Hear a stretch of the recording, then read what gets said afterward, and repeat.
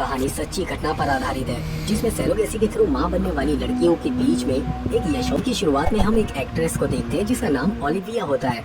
वो एक पुल में नहा रही होती है, तभी दो आवारा लड़के उसका पीछा करते हैं और उसके साथ गलत काम करने की सोचते हैं। इसलिए वो उसके ड्रिंक में एक ड्रग्स मिला देते हैं। उस ड्रिंक को पीने के बाद ओलिविया की मौत हो जाती है और उसके चेहरे पर अजीब से किस्म के रैशेस बन जाते हैं। जब पुलिस इन्वेस्टिगेशन करती है तो उसे ओलिविया की ऑटोप्सी रिपोर्ट से पता चलता है कि उसकी मौत 2 ड्रग्स की हाई डोज लेने की वजह से हुई है, जिसमें एक ड्रग्स का नाम LSD है और दूसरी ड्रग्स के बारे में उन्हें पता नहीं चल पाता है। उसके बाद हम इस मूवी के मेन कैरेक्टर यशोदा को देखते हैं, जो एक हॉस्पिटल में आती है और यहाँ हमें पता चलता है कि वो 3 महीने की प्रेग्नेंट है। दरअसल यशोदा पैसों के लिए सेरोगेसी माँ बनी है, यानी कि ये बच्चा पैदा होते ही किसी और के पास चला जाएगा और उसके बदले यशोदा को पैसे मिलेंगे।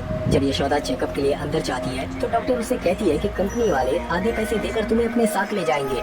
यशोदा की एक छोटी बहन भी होती है और उसे कोई गंभीर बीमारी है जिसके इलाज के लिए उसे पैसों की सख्त जरूरत है, इसलिए यशोदा सेरोगेट मदर बनी है। अगले दिन यशोदा के घर पर एक आदमी पैसों से भरा हुआ बैग लेकर आता है और गाड़ी में बैठाकर वो उसे बेहोशी वाली दवा खिला देता है। उसके बाद जब उसकी आँख खुलती है तो वो अपने आप को उस कंपनी में देखती है जिसके बारे में डॉक्टर उसे बता रही थी और उस कंपनी का नाम था ईवा। तभी वहाँ मधु नाम की एक लड़की आती है जो यशोदा को समझाती है कि यहाँ पर किस तरह रहना है और खाना पीना है। यहाँ मधु यशोदा से कहती है कि जब तुम्हारी डिलीवरी हो जाएगी तो तुम्हें बाकी के पैसे भी मिल जाएंगे और फिर तुम अपने घर जा सकती हो। दूसरी तरफ एक डॉक्टर पुलिस ऑफिसर ऋषि को रिपोर्ट देते हुए कहता है कि शिव की मौत तो दम घुटने से हुई है। तब ऋषि कहता है कि शिव की मौत तो ब्लास्ट होने की वजह से हुई है।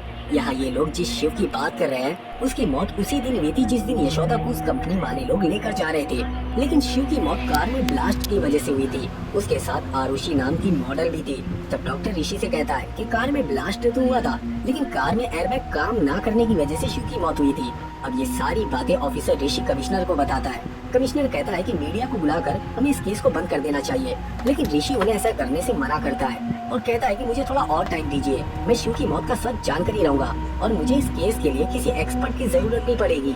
मेरी नजर वासुदेव सर पर है जो पुलिस को ट्रेनिंग देते हैं। फिर कमिश्नर ऋषि को ये परमिशन दे देता है। दूसरी तरफ सुधा नाम की एक वार्डन यशोदा को स्कैनिंग के लिए लेकर जाती है। स्कैनिंग रूम में गौतम नाम का एक डॉक्टर होता है जो वहाँ मौजूद सेरोगेसी मदर बनी लड़कियों की स्कैनिंग करता है। धीरे धीरे यशोदा और गौतम एक दूसरे को पसंद करने लगते हैं। एक दिन जब सभी सेरोगेट मदर खाने की टेबल पर होती है तो वो सभी अपना एक दूसरे से इंट्रोडक्शन करवाती है। किसी का 8वां महीना चल रहा है तो किसी का 6ठा महीना चल रहा होता है, जिनके नाम तेजू, लीला, काजल और जेनी होते हैं। शुरू में तो यशोदा उनके साथ कंफर्टेबल नहीं हो पाती है, लेकिन बाद में उन सभी की दोस्ती हो जाती है और वो एक साथ रहने लगती है। एक दिन तेजू यशोदा की रैगिंग के लिए जोन 2 से सिगरेट की डिब्बी लाने को कहती है, क्योंकि जोन 2 में किसी भी पेशेंट का जाना मना था।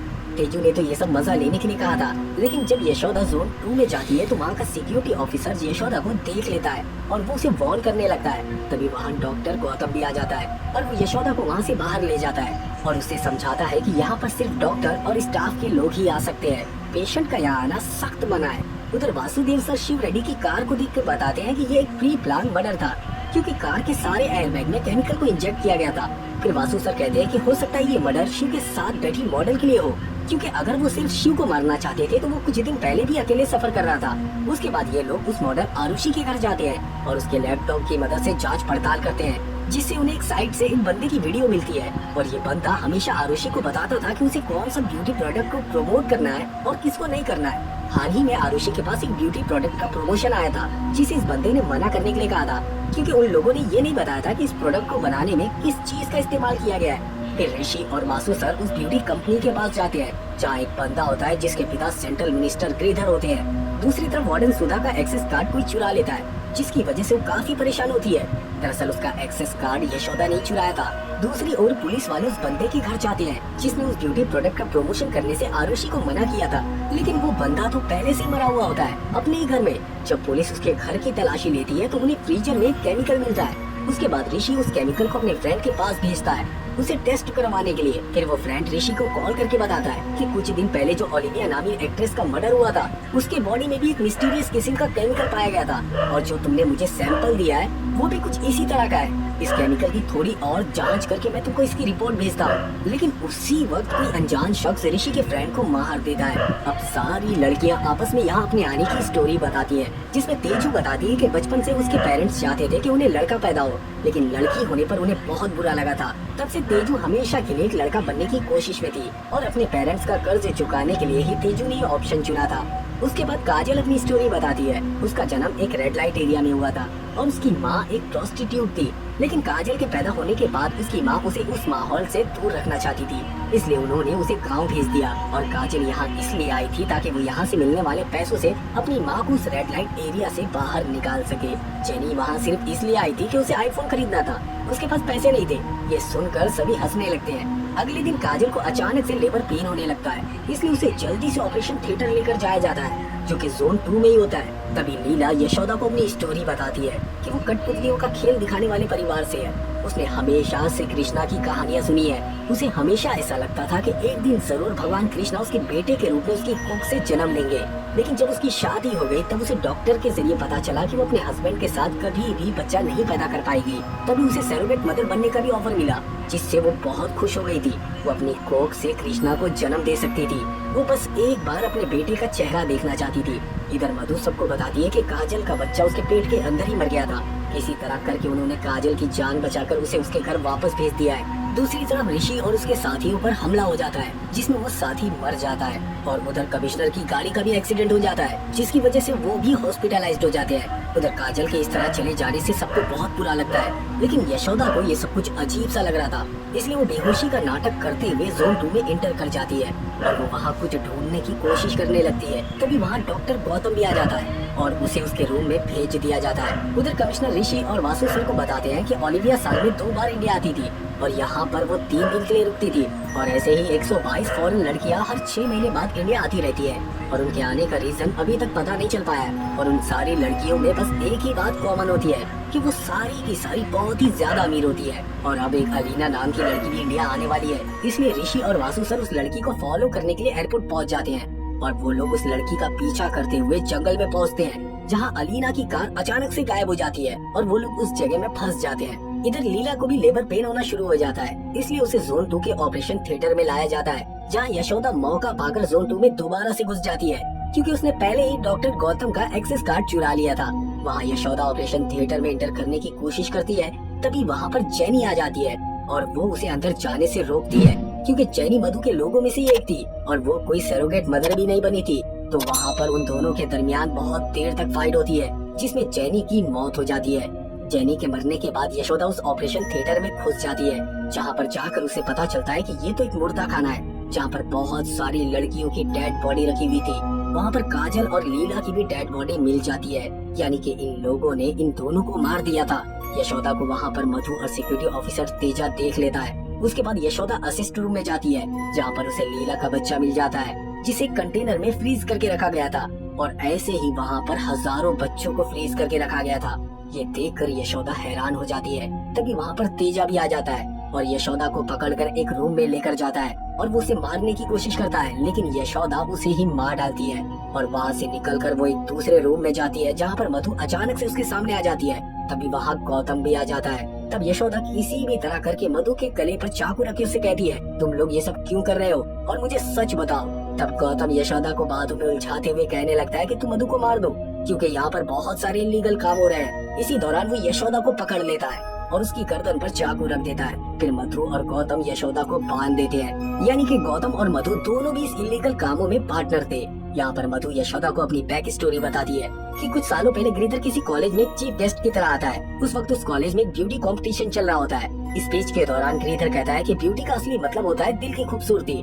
उसी कॉलेज में मधु भी होती है और वो इस बात का गिरिधर को जवाब देती है। मधु ज्यादा फोकस फेस की ब्यूटी को कहती है कि अगर लड़की खूबसूरत होगी तभी वो कुछ कर पाएगी, अगर वो खूबसूरत नहीं होगी तो कुछ भी नहीं कर पाएगी। उसी कॉलेज में गौतम भी होता है, जो मधु से बहुत प्यार करता है। गौतम मधु को प्रपोज करता है, लेकिन मधु उसे बुरा भला कहते हुए उसे ठुकरा देती है। उस वक्त गिरिधर भी मधु को एक ऑफर देता है कि मैं तुम्हारी खूबसूरती और तुम्हारी बातों से बहुत इम्प्रेस हो गया हूँ, इसलिए मैं तुमसे शादी करना चाहता हूँ। फिर मधु गिरिधर की प्रॉपर्टी देखकर उससे शादी के लिए हाँ कर देती है, लेकिन शादी की रात मधु गिरिधर से कहती है कि अगर मैं प्रेग्नेंट हो गई तो मेरी ब्यूटी खराब हो जाएगी। उसके बाद भी मधु प्रेग्नेंट हो जाती है। जैसे जैसे दिन गुजरने लगते हैं वैसे वैसे मधु की खूबसूरती भी खत्म होने लगती है। तो डॉक्टर उसे कहती है कि तुम्हें एक रेयर किस्म की बीमारी है और इसका कोई भी इलाज नहीं है। टाइम बहुत ज्यादा गुजर चुका था, इसलिए अब वो अबॉर्शन भी नहीं करवा सकती थी। मधु की हालत इतनी ज्यादा खराब हो जाती है कि वो सुसाइड करने की कोशिश करती है, लेकिन वो बच जाती है। गिरीधर मधु की ऐसी हालत देखकर उसे छोड़ देता है और कहता है कि जिस खूबसूरती को देखकर मैंने तुमसे शादी की थी वो तो अब खत्म हो चुकी है। उसी दौरान गौतम मधु के पास आता है और कहता है कि मधु मैं तुम्हें फिर से खूबसूरत बना सकता हूँ, लेकिन मेरी एक शर्त है, तुम्हें हमेशा मेरे साथ ही रहना होगा। और मधु इसके लिए मान जाती है। उसके बाद गौतम मधु को अपनी लैब में लाकर उसके ऊपर बहुत सारे एक्सपेरिमेंट करता है और फाइनली गौतम का एक एक्सपेरिमेंट सक्सेसफुल हो जाता है और फिर मधु पहले से भी ज्यादा खूबसूरत हो जाती है। एक बार फिर से मधु गौतम को धोखा देती है। वो गिरीधर को बुलाकर उसके आदमियों से उसकी पिटाई करवाती है। गौतम उन सभी लोगों को मार देता है। गौतम मधु से कहता है कि तुम्हारी ये खूबसूरती लाइफ टाइम के लिए नहीं है, तुम्हें हर 6 महीने के बाद एक बूस्टर डोज लेनी होगी और उसका तरीका सिर्फ और सिर्फ मेरे ही पास है। मैं ही उस डोज को बना सकता हूँ। मैंने तुम्हें पाने के लिए सीरम बनाया था। अगर मैं ये सीरम बाहर बेचता तो आज मैं बिलियनर बन सकता था, लेकिन मैंने तुम्हें चुना और तुमने मुझे धोखा दिया। गौतम की ये सारी बातें सुनने के बाद गिरीधर एक प्लान बनाता है और कहता है कि तुम्हें मधु चाहिए, ले लो, लेकिन मुझे पैसा चाहिए। तुम मुझे इस ब्यूटी सीरम को बना कर दे दो, मैं उससे पैसे कमाऊंगा। फिर ये तीनों मिलकर इस काम को करना शुरू कर देते हैं। उसके बाद मधु दूसरी कंट्रीज के लोगों को अपने प्रोडक्ट के बारे में बताने लगती है। यहाँ पर हमें पता चलता है कि इस प्रोडक्ट को बड़ी बड़ी सेलिब्रिटीज ने यूज करना शुरू कर दिया है, जैसे कि ओलिविया एक्ट्रेस और भी बहुत सारे लोग होते हैं। लेकिन इनके प्रोडक्ट को इस्तेमाल करने के 48 घंटे के भीतर कोई भी ड्रग्स नहीं लेना चाहिए। इसी वजह से ओलिविया की मौत हो गई थी। इसी तरह इनकी कंपनी न्यू बॉर्न चाइल्ड में पाए जाने वाले प्लाज्मा से ये प्रोडक्ट बनाते थे, इसलिए इन लोगों ने बहुत सारी प्रेग्नेंट औरतों को अपने पास रखा था और इन सारी लड़कियों के बच्चे के प्लाज्मा को सेव करके रखा था। उन्हें जब भी जरूरत पड़ती थी वो उसे निकाल लेते थे और वो मरी हुई मॉडल आरुषि इनके इस प्रोडक्ट के बारे में इन्वेस्टिगेशन कर रही थी, इसलिए मधु और उसकी कंपनी ने मिलकर आरुषि को मरवा दिया था। यानी कि शिव की जान ऐसे ही चली गई। इन कामों में जो भी रुकावट बना उन्होंने उसे रास्ते से हटा दिया। खैर किसी तरह करके यशोदा वहाँ से भागने की कोशिश करती है। एक तरफ ऋषि और उसकी टीम को ये बात पता चलती है कि इस सब काम में कमिश्नर भी शामिल है। ये कमिश्नर उनके साथ रहते हुए मधु और उसकी टीम को इन्फॉर्मेशन पहुंचाता था, इसलिए मधु और गिरीधर उन सभी लोगों को अपने रास्ते से हटाना चाहते थे। गौतम एक बार फिर से यशोदा को पकड़ लेता है, लेकिन इस बार यशोदा गन उसके ऊपर तान देती है। दरअसल यशोदा एक ट्रेंड पुलिस ऑफिसर है। यानी कि जब यशोदा अपनी ट्रेनिंग खत्म करने के बाद ड्यूटी ज्वाइन करने गई थी तो वहाँ पर पुलिस ऑफिसर ने उसे अपने पास एक रात गुजारने को कहा था कि अगर वो ऐसा नहीं करेगी तो बदले में उसे पैसे देने होंगे, तभी वो उसे ज्वाइन होने देगा। जब ये बात यशोदा की बहन को पता चलती है तो वो सोच लेती है कि मैं बहुत सारे पैसे जमा करूंगी और अपनी बहन को पुलिस में ज्वाइन करवा कर ही रहूंगी। डीप में इन्वेस्टिगेशन करने पर ये बात पता चलती है कि यशोदा की बहन ने सरोगेट मदर बनने का फैसला किया था, लेकिन यशोदा की बहन को वो हॉस्पिटल वाले किसी दूसरी जगह लेकर गए थे। उसके बाद यशोदा ये फैसला करती है कि वो खुद एक सरोगेट मदर बनकर उनका काम तमाम करेगी और अपनी बहन को बचाकर वापस लाएगी। इस तरह से यशोदा जिस दिन से यहाँ पर आई थी उसने हर चीज को बहुत ही अच्छे तरीके से देखा था कि कैमरा कहाँ पर है। तभी यशोदा के पास कुछ गार्ड्स आ जाते हैं और उसे मारने की कोशिश करते हैं, लेकिन यशोदा उन्हें मार डालती है। दूसरी तरफ ऋषि और उसकी टीम कमिश्नर का भी काम खत्म कर देते हैं। इस तरह यशोदा वहाँ मौजूद सभी गार्ड्स को मारकर उस कंपनी में मौजूद सभी लड़कियों को बाहर निकालने लगती है। यहाँ पर हमें ये बात पता चलती है कि मधु ने खुद को खूबसूरत रखने के लिए अपने ही बच्चे का प्लाज्मा दे दिया था। इस तरह मधु ने अपने ही बच्चे का प्लाज्मा यूज करके खुद के लिए खूबसूरती हासिल की थी।